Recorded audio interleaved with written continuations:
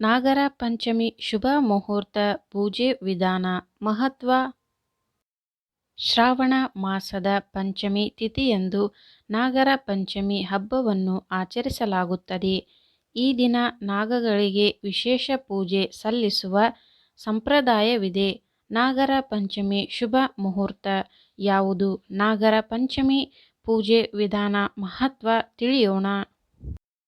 ಶ್ರಾವಣ ಮಾಸದಲ್ಲಿ ನಾಗರ ಪಂಚಮಿ ಹಬ್ಬವನ್ನು ಅತ್ಯಂತ ಸಂಭ್ರಮ ಸಡಗರದಿಂದ ಆಚರಿಸಲಾಗುತ್ತದೆ.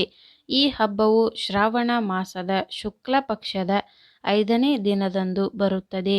ಈ ದಿನ ನಾಗದೇವರನ್ನು ಪೂಜಿಸಿ ಉಪವಾಸ ಮಾಡುವ ಸಂಪ್ರದಾಯವಿದೆ. ನಾಗದೇವರನ್ನು ಪೂಜಿಸುವುದರಿಂದ ವ್ಯಕ್ತಿಯ ಎಲ್ಲ ತೊಂದರೆಗಳು ದೂರವಾಗುತ್ತವೆ ಎನ್ನುವ ನಂಬಿಕೆ ಇದೆ.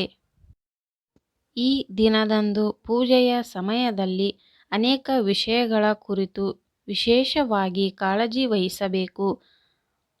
ಆರಾಧನೆಯ ನಿಯಮಗಳನ್ನು ಪಾಲಿಸದೇ ಇದ್ದರೆ ವ್ಯಕ್ತಿಯು ಸಾಕಷ್ಟು ಸಮಸ್ಯೆಗಳಿಗೆ ಒಳಗಾಗುತ್ತಾರೆ. ನಾಗರ ಪಂಚಮಿ ಶುಭ ಮುಹೂರ್ತ ಪೂಜೆ ವಿಧಿವಿಧಾನಗಳೇನು? ನಾಗರ ಪಂಚಮಿ ಶುಭ ತಿಥಿ. ನಾಗರ ಪಂಚಮಿ ದಿನಾಂಕ ಆಗಸ್ಟ್ 9ರಂದು ಶುಕ್ರವಾರ.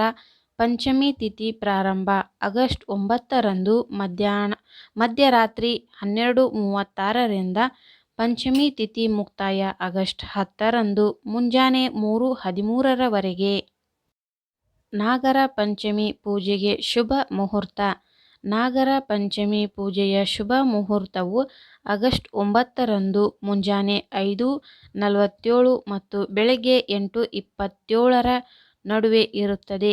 ಇದು 2 ಗಂಟೆ 40 ನಿಮಿಷಗಳ ಅವಧಿಯನ್ನು ಹೊಂದಿದೆ. ಈ ಪವಿತ್ರ ಹಬ್ಬದ ಆಧ್ಯಾತ್ಮಿಕ ಪ್ರಯೋಜನಗಳನ್ನು ಪಡೆದುಕೊಳ್ಳಲು ಈ ಸಮಯದಲ್ಲಿ ಭಕ್ತರು ತಮ್ಮ ಪೂಜೆ ಮತ್ತು ಆಚರಣೆಗಳನ್ನು ನಡೆಸಬೇಕು. ನಾಗರ ಪಂಚಮಿ ಪೂಜೆ ವಿಧಾನ. ಚತುರ್ಥಿಯ ದಿನ ಒಂದು ಹೊತ್ತಿನ ಊಟ ಮಾಡಿ, ಪಂಚಮಿ ದಿನ ಉಪವಾಸ ಮಾಡಿ, ಸಂಜೆ ಒಂದು ಹೊತ್ತಿನ ಊಟ ಮಾಡಿ. ಪೂಜೆಗೆ ಮರದ ಪೀಠ ಅಥವಾ ಮಣಿಯ ಮೇಲೆ ಮಣ್ಣಿನ ಮೂರ್ತಿ ಅಥವಾ ಹಾವಿನ ವಿಗ್ರಹವನ್ನು ಇರಿಸಲಾಗುತ್ತದೆ.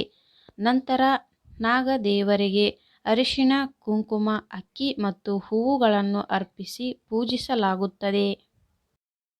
ನಂತರ ಹಸಿ ಹಾಲು, ತುಪ್ಪ ಮತ್ತು ಸಕ್ಕರೆಯನ್ನು ಬೆರೆಸಿ ಪೀಠದ ಮೇಲೆ ಪ್ರತಿಷ್ಠಾಪಿಸಲಾದ ನಾಗದೇವರಿಗೆ ಅರ್ಪಿಸಬೇಕು.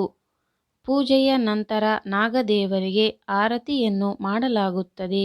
ಈ ದಿನ ನಾಗರ ಪಂಚಮಿ ಕಥೆಯನ್ನು ನೀವು ಕೇಳಬೇಕು ಅಥವಾ ಓದಬೇಕು. ಇನ್ನು ಸರಳವಾಗಿ ಮುಂಜಾನೆ ಬೇಗ ಎದ್ದು ಶುದ್ಧರಾಗಿ ಹೊಸ ಅಥವಾ ಒಗೆದ ಬಟ್ಟೆಗಳನ್ನು ಧರಿಸಿ ನಾಗರ ಕಲ್ಲಿಗೆ ಹಾಲೆರೆದು ಅರಿಶಿಣ, ಕುಂಕುಮ, ಕೇದಿಗೆ ಹೂವು, ನಾಗಗಳಿಗೆ ಪ್ರಿಯವಾದ ಭೋಗವನ್ನು ಅರ್ಪಿಸಿ ಧೂಪ ದೀಪ ಬೆಳಗಿ ಪ್ರದಕ್ಷಿಣೆಯನ್ನು ಹಾಕಿ ಬರಬಹುದು. ನಾಗರ ಪಂಚಮಿ ಮಹತ್ವ. ಹಿಂದೂ ನಂಬಿಕೆಯ ಪ್ರಕಾರ ಪ್ರಾಚೀನ ಕಾಲದಿಂದಲೂ ಹಾವುಗಳನ್ನು ದೇವರಂತೆ ಪೂಜಿಸಲಾಗುತ್ತದೆ.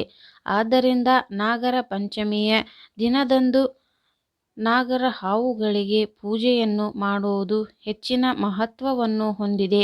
ನಾಗರ ಪಂಚಮಿಯ ದಿನದಂದು ಹಾವುಗಳನ್ನು ಪೂಜಿಸುವ ಜನರು ಹಾವಿನಿಂದ ರಕ್ಷಣೆಯನ್ನು ಪಡೆದುಕೊಳ್ಳುತ್ತಾರೆ.